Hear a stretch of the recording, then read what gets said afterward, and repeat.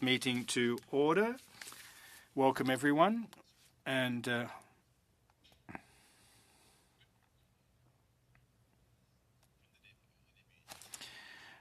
I call this meeting to order. Welcome to meeting 91 of the Standing House of Commons Committee on Public Accounts. The committee is meeting to discuss committee business today. Before us, I'm going to recognize Mr. McCauley in a second. There's also an amendment to that motion. I'll recognize Mr. Desjardins after that. This portion of the meeting is in public, and then, if it goes well, we'll go in camera to return to the line by line. Mr. McCauley, you have the floor, and then I will recognize Mr. Desjardins after that. Yeah, Mr. Clerk, I'm just going to move that we resume debate on my previously tabled motion on GC strategies that the NDP had presented an amendment on. Thank you. Mr. Desjardins, are you ready to speak to your amendment that was actually moved by Ms. Ashton? If you are, I'll recognize you, and then I've got Ms. Sinclair-Dingagné. But you look like you're ready, so over to you, sir. Thank you very much, Mr. Chair.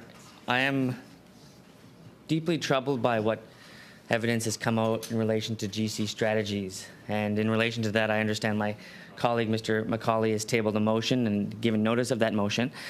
Toward that end, under a review of that, there are 3 areas that I'd like to amend, and you all should have copies of that amendment. Point of order? Yeah, you take it. I'm just wondering, was that a dilatory motion for resuming debate, or are we, like, I'm not sure where we are, just looking for clarification here. So we are looking at the Mr. McCauley has resumed debate on the motion, and Mr. Desjardins, you recall in the previous meeting, Ms. Ashton had proposed an amendment, and that is what we are now discussing, the amendment to the motion on is it GC strategies? Yes, just 1 second. I'll come right back to you, Ms. Cole.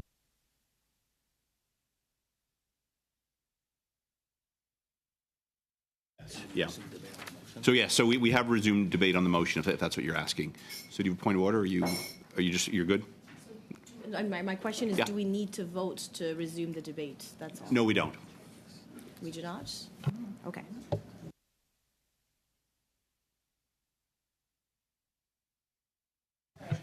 I stand corrected. We do need to vote to resume debate, so.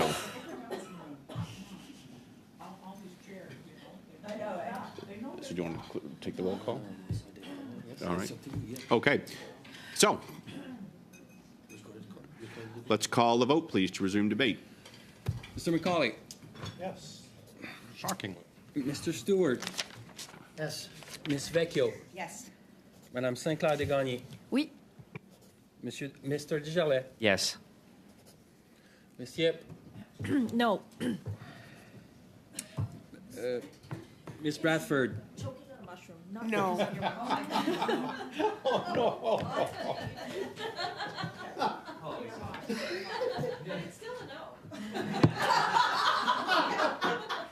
Despite the angry mushroom. Sorry, Ms. Bradford. No for the second. Sorry. Ms. Shanahan. No.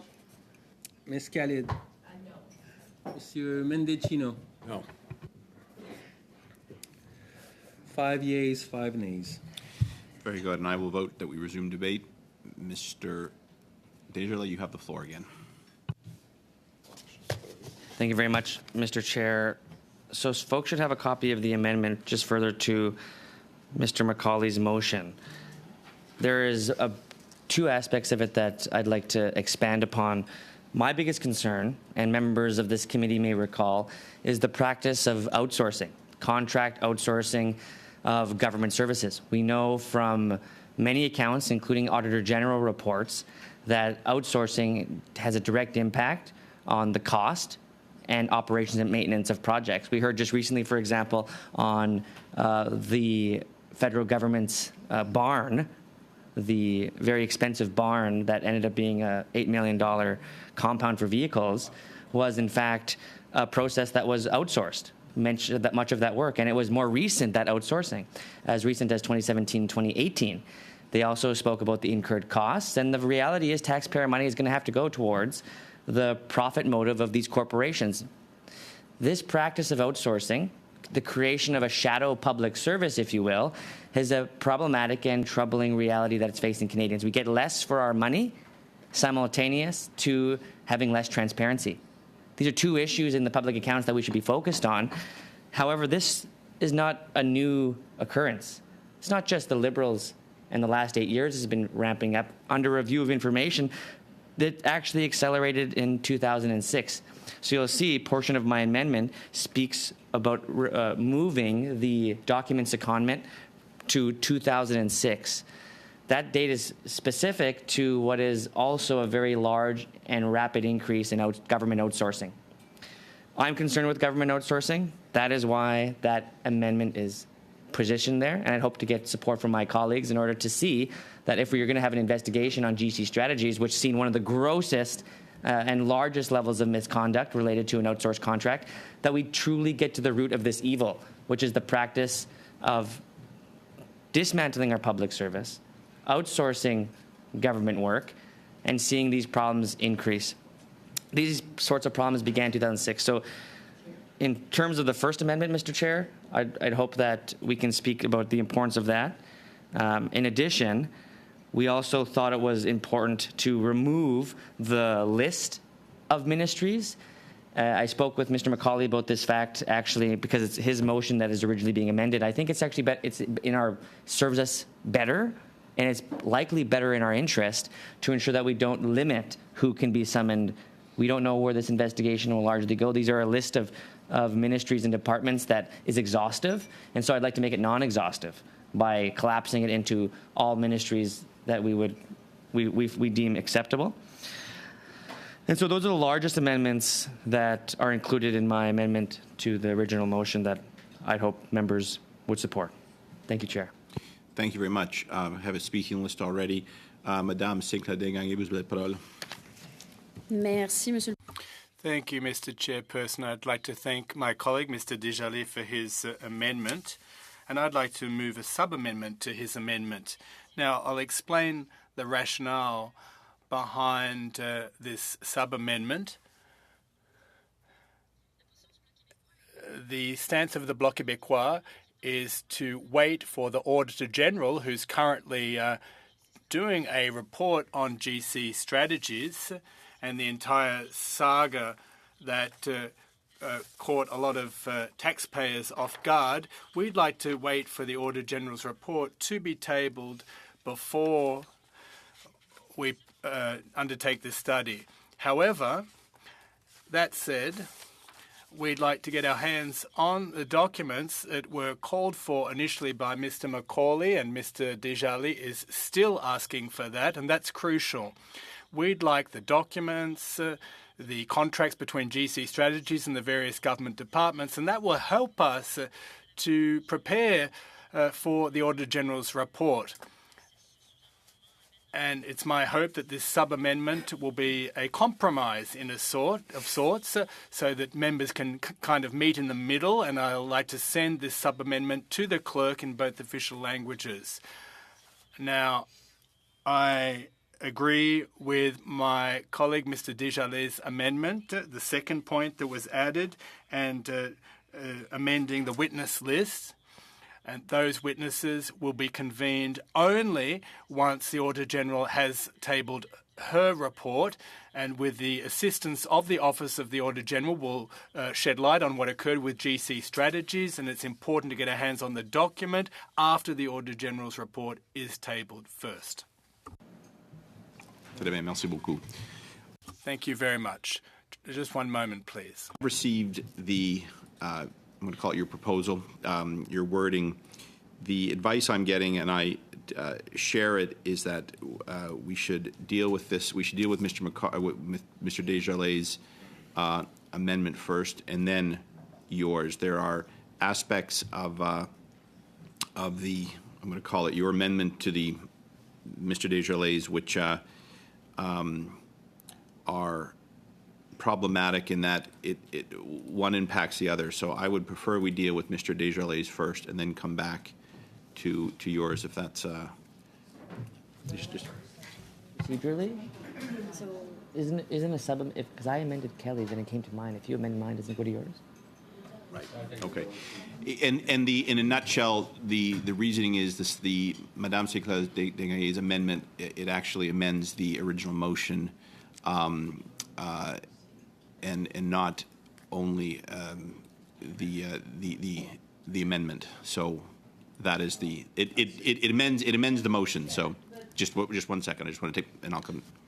Si je reformule en termes de If I were to reformulate it and make it a sub-amendment to Mr. Desjardins' amendment, well, I think we could debate the sub-amendment. You're right. Bang on.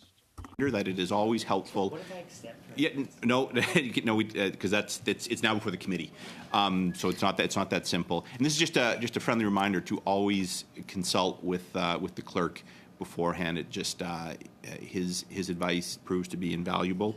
So you're welcome to work on that, Madame Sinclair Desgagnés. But for now, I'm going to return to Mr. Desjardins' amendment, and I do have a speaking list for that. It includes Mr. Macaulay, then Ms. Shanahan, then Ms. Khalid. So, Ms. Sinclair, Madame Sinclair Desgagnés, je vais laisser. I'll just set your amendment aside for the time being. You can deal with it with the clerk, or we can debate your amendment after Mr. Desjardins is debated. And this is speaking to Mr. Desjardins' amendment to your motion. I was going to do a sub-amendment to the sub-amendment. No, I'm just kidding. No, I want to thank Mr. Desjardins for the clarity of his motion. Just a little bit of order, please. Go ahead, Mr. McCall. No, I want to thank Mr. Desjardins for the clarity of his motion. Although I like our original form, I'm quite happy to accept what he has proposed. And getting ahead of ourselves, I understand the intent of Ms. Desgagnés Sinclair's motion as well, and I think we're probably perfectly happy with moving it afterwards. But Conservatives were fine with Mr. Desjardins' motion. Thank you. Turning now to Ms. Shanahan, you have the floor. All right. Thank you, Chair. We seem to be moving somewhere. I think it might be appropriate to do a timeout at some point, but I just wanted to say that I think we're all well aware, and certainly Mr. Macaulay is, that this production of documents is happening at Government Operations Committee. It's already being done there. It's a huge amount. It's a huge amount of work, duplication work, work that the Translation Bureau is, and you know, maybe that's the intent that they're going to be jammed up with.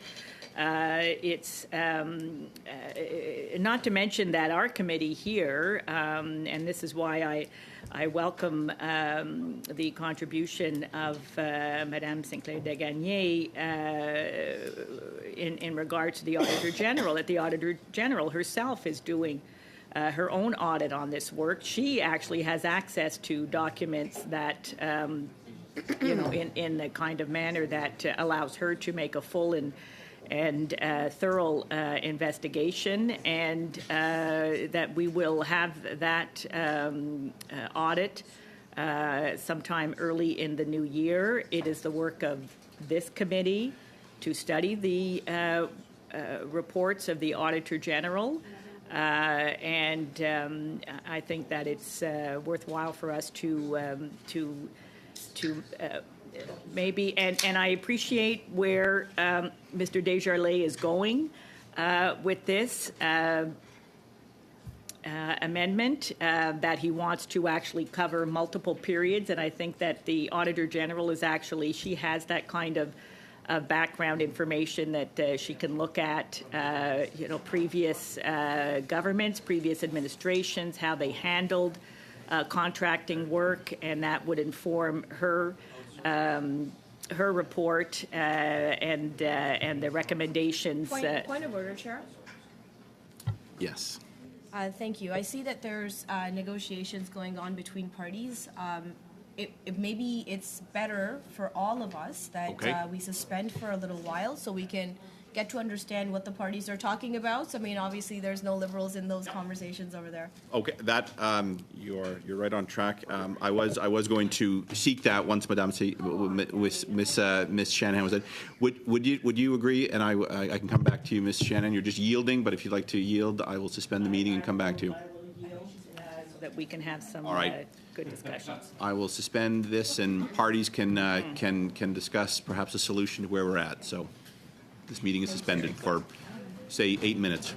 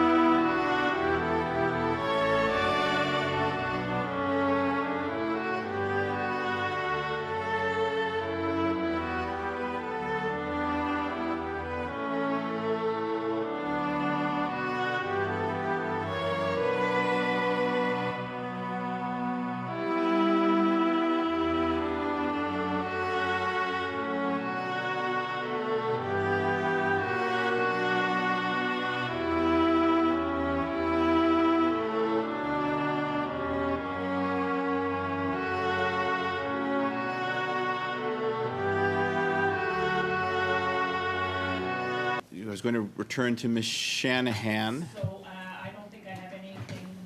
I know that there have been discussions amongst all parties, Chair, that's safe to say. So I think that I will yield the floor back to you and for you to guide us. Ms. Khalid, you were on the speaking list. If you have anything to say, now is your chance, or I can turn it to Mr. Desjardins and we can come back to you if you like. Ms. Khalid looks like she is. Do you want the floor, or you're good? Sorry, I was caught up in doing something else. What are we doing? No, well, you are next on the speaking list. I'm going to go to Mr. Desjardins. If you have, you'll have it. All right. Whatever you guys. Okay, Mr. Just one thing. So I know folks want to get out here as soon as possible. I will probably have to add 15 minutes to our meeting on Thursday because there's some other business I want to get to, but I won't. I could hold you here today, but I can sense there's a lot of people who want to get out. So prepare for that Thursday. I'll give you due notice. Mr. Desjardins, you have the floor. Thank you very much, Mr. Chair, and I want to thank our colleagues from both the Liberal and all three parties, from the Liberal, Conservative, and the Bloc Québécois, for making this what I believe to be a unanimous motion. So, Mr. Chair, I'd hope if you would allow me to read the unanimous motion and seek your consent. Okay. Or I've actually supplied that motion to the clerk. Is that sufficient, or do I have to read the whole thing? Yeah, I think you probably read it. So, okay, and sure. this is, we're looking for unanimous consent to adopt. Wipe the slate clean with the previous motions and amendments, and then adopt this in its place instead. Yep. So over to you. Ready? And if you could read it, please. Sure. The motion is as follows: that given the fact that GC Strategies, a two-person company that does not perform any actual work but exclusively subcontracts contracts they acquire, has received $59 million in taxpayer dollars from 2017 to present, and decades of unchecked spending on outsourcing, which accelerated in 2006, has cost Canadians tens of billions of dollars while creating a shadow public service that works alongside the real public service, but without the same hiring practices or transparency requirements. And despite government promises to reduce outside contract spending, the recently released supplementary estimates show an increase in contract and service spending of $1.2 billion. That the committee initiate a two-meeting investigation after the Auditor General's report is tabled concerning the value for money the government has obtained through contracting GC Strategies and through the practice of contracting and subcontracting since 2006, and that the committee report its findings and recommendations to the House. Pursuant to Standing Order 108-2, that the committee requests that the government provide the Public Accounts Committee all contracts between a government department, agency, or Crown Corporation and GC Strategies, Dalian, and Coradix starting January 1, 2012, and that the documents be submitted to the clerk of the committee in both official languages. That the committee requests that the Government Operations and Estimates Committee, OGO, provide any overlapping documents already provided to OGO. The witness list include the following: 1, all GC Strategy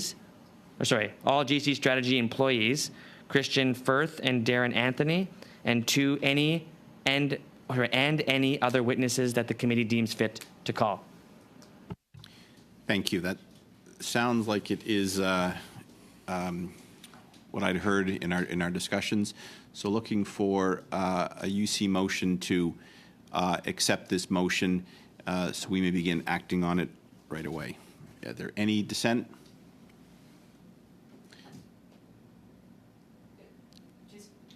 Chair, just one change that we would recommend, and it has to do with F. What was the F clause, Blake?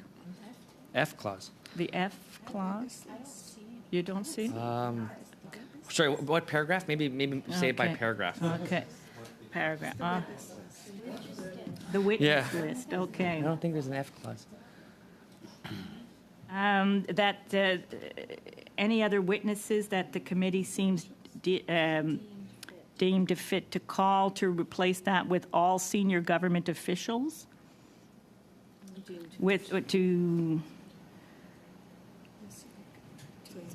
So you're talking about the witness list portion? Yeah, the witness list portion. Instead of saying any witness, just say any all government This is what it looks like right now.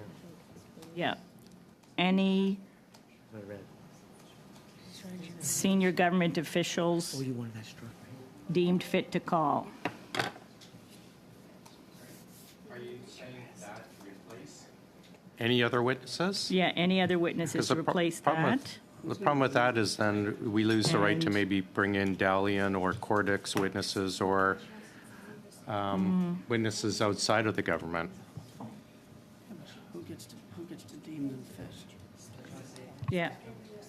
And all senior government officials that the committee deems fit to call. Did you want to limit it to government officials? Senior government officials only, though. Government officials. To senior government officials. Well, that's what I'm asking you, Ms. Shanahan. Yeah. Are you looking to have witnesses only senior government officials? Because the intent of Mr. Desjardins was my original motion was quite prescriptive of who to call. Mr. Desjardins is let's wait for and I agree with it, let's wait for the report and then from the report decide who we're going to call. Okay. Because I don't want to limit it Yeah. just to government officials in case something comes up outside of government Yeah, officials. I was thinking of deputy ministers, but yeah, let's let it go. in the Okay, interest of and I was going to say, time. Ms. Shannon, Yeah. because there's only 2 meetings, everyone will have input on those witnesses, and of course, they'll be limited as well. So I think people will be looking for the Okay. very best. So Okay. you're okay with that? All right, can I just on a voice vote, yeas for unanimous consent? Any nays? That is passed. Very good. Okay. All right. Okay, that's good. What time is it? All right. No, only 1 minute. So, as I said, just prepare your calendars. I'm going to add 15 or 20 minutes to the meeting on Thursday. If we finish with, we are having, we're looking at report 7 and report 8 from the Auditor General.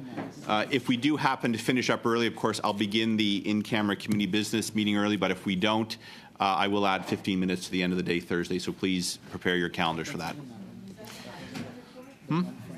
No, that's off for now. So, with your looking to adjourn, any dissent, this meeting is adjourned.